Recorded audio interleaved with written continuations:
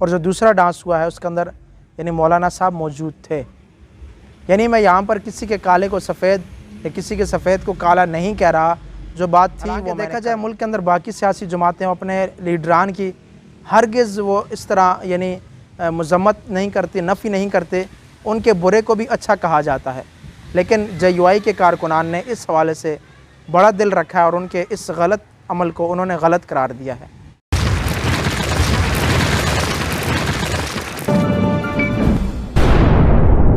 السلام علیکم ورحمۃ اللہ وبرکاتہ۔ میں نام دورانی آپ سے مخاطب ہوں اور آپ دیکھ رہے ہیں سچ کا ساتھ۔ امید کرتا ہوں تمام دیکھنے والے اور سننے والے بخیر و عافیت ہوں گے اور اللہ تعالیٰ کی نعمتوں سے لطف اندوز ہو رہے ہوں گے۔ ویڈیو کے آغاز میں آپ تمام دوستوں سے درخواست کروں گا کہ میرے اس YouTube چینل کو سبسکرائب کر لیں تاکہ میرا اور آپ کا یہ تعلق اور رابطہ برقرار رہ سکے۔ آج میں نے 3 اہم ٹاپکس کے اوپر گفتگو کرنی ہے۔ سب سے پہلا وہ یہ کہ 13 اگست کو قومی اسمبلی کے اندر جو اسٹوڈنٹس کے حوالے سے تقریب منعقد کی گئی جس میں تمام اسکولوں کے بچوں کو بلایا گیا، اس حوالے سے گفتگو کرنی ہے۔ دوسرا یہ کہ جو 14 اگست کو جناح کنونشن سینٹر میں تقریب منعقد کی گئی، جو ہمارے ٹیکس کے پیسوں کے اوپر تقریب منعقد کی گئی، اس حوالے سے گفتگو کرنی ہے۔ اور تیسرا یہ کہ آیا اس تقریب کے اندر جس میں ڈانس ہوا ہے اس کے اندر علماء کرام نے شرکت کی تھی یا نہیں۔ یہ 3 الگ الگ ٹاپکس ہیں، اس کے اوپر آج میں گفتگو کروں گا۔ سب سے پہلے تو میں نے آپ سے عرض کی کہ میں جو سب سے پہلے جس ٹاپک پہ بات کرنے چلا ہوں وہ یہ ہے کہ 13 اگست کو قومی اسمبلی کے اندر اسٹوڈنٹس کی تقریب منعقد کی گئی جس کے اندر صرف اور صرف اسکولوں کے بچوں کو بلایا گیا۔ وہاں پر ان بچوں نے آ کر پارٹیسپیٹ کیا، تقاریر پیش کی، ملی نغمے اور ترانے گائے۔ اچھی بات ہے، خوش آئند ہے، بچوں کو بھی موقع دینا چاہیے، لیکن یہاں پر ایک انتہائی افسوسناک بات یہ ہے کہ آپ نے جب اسکول کے اسٹوڈنٹس کو بلایا تو آپ کو مدارس کے اسٹوڈنٹس کو بھی بلانا چاہیے تھا۔ آپ نے یہ تفریق کیوں پیدا کی؟ آپ نے ان کے اندر دوریاں کیوں پیدا کی؟ بحیثیت حکمران، بحیثیت یعنی بڑا ہونے کی آپ کا یہ حق بنتا ہے کہ آپ ان دونوں کو قریب کرتے، لیکن آپ نے ان کو دور کیا ہے۔ شاید آپ کی نظر میں اسکول کے بچے اسٹوڈنٹس ہیں اور مدارس کے بچے اسٹوڈنٹس نہیں ہیں، یا پھر شاید آپ نے یہ سمجھا ہو کہ اسکول کے بچے تقریر کر لیتے ہیں، مدرسے کے بچے تقریر نہیں کر سکتے، یا پھر اسکولوں کے بچے ملی نغمے گا سکتے ہیں، ترانے گا سکتے ہیں تو مدارس کے بچے ترانے نہیں گا سکتے۔ یہ آپ کی بالکل غلط فہمی ہے۔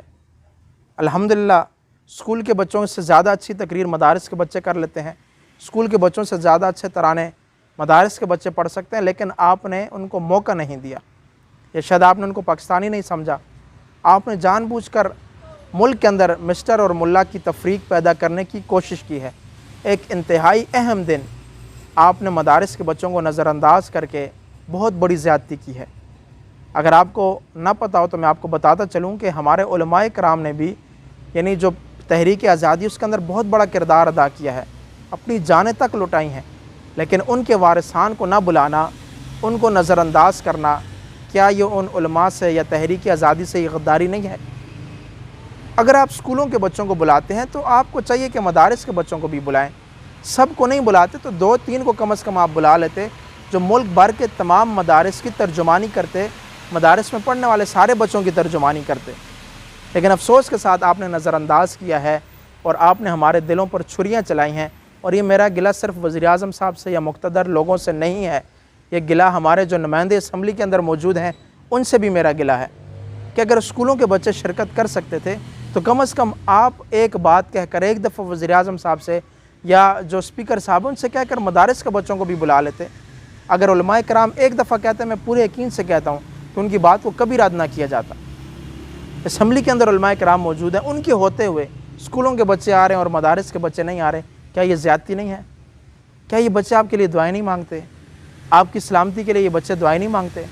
کس بیس پر آپ نے ان کو نظر انداز کیا ہے؟ میرا آپ سے سوال ہے کہ آپ نے مدارس کے بچوں کو کس بنیاد پر نظر انداز کیا ہے؟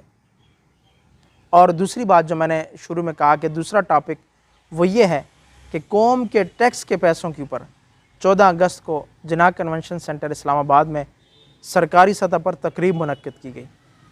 ایک ایسے وقت میں جب آدھے سے زیادہ ملک سیلاب میں ڈوبا ہوا ہے، بلوچستان آدھے سے زیادہ ڈوبا ہوا ہے، راجن پور ڈوبا ہوا ہے، تونسا شریف ڈوبا ہوا ہے، اور باقی کئی علاقوں کے اندر سیلاب ابھی آ رہا ہے، اور کئی علاقوں کو وارننگ دی گئی ہے کہ وہاں پر سیلاب آنے کا خدشہ ہے۔ ایسے وقت میں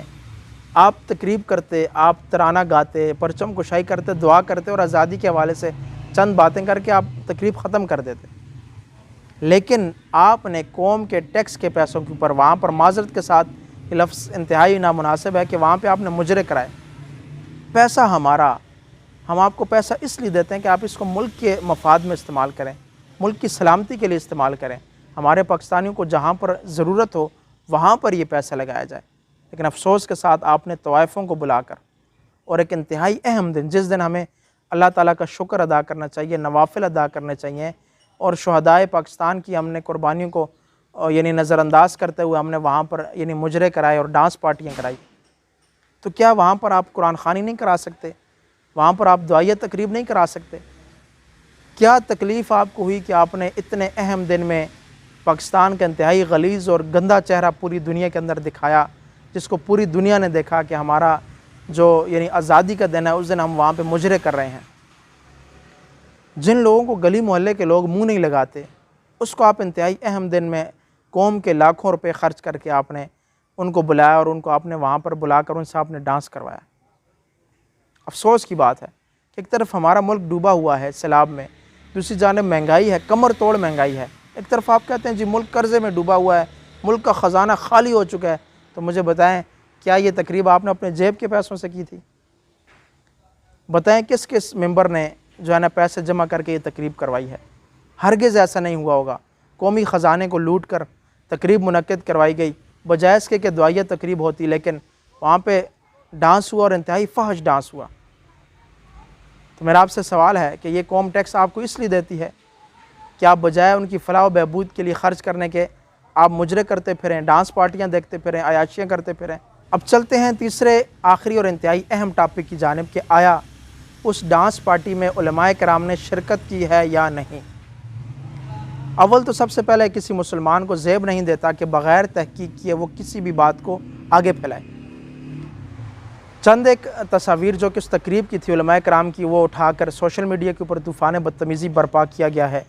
اور انتہائی غلط باتیں کی جا رہی ہیں، فحش قسم کی گفتگو کی جا رہی ہے، جس کی وجہ صرف اور صرف سیاسی مخالفت ہے۔ میں نے کل سے اس معاملے کی تحقیق کی ہے اور میں کھوج میں لگا رہا، اور اس کا نتیجہ میں نے یہ نکالا کہ اس جو تقریب ہے اس کے اندر 2 ڈانس انتہائی فحش ہوئے ہیں۔ ان میں جو پہلا ڈانس ہوا اس کے اندر سے مولانا صاحب اٹھ کر چلے گئے تھے،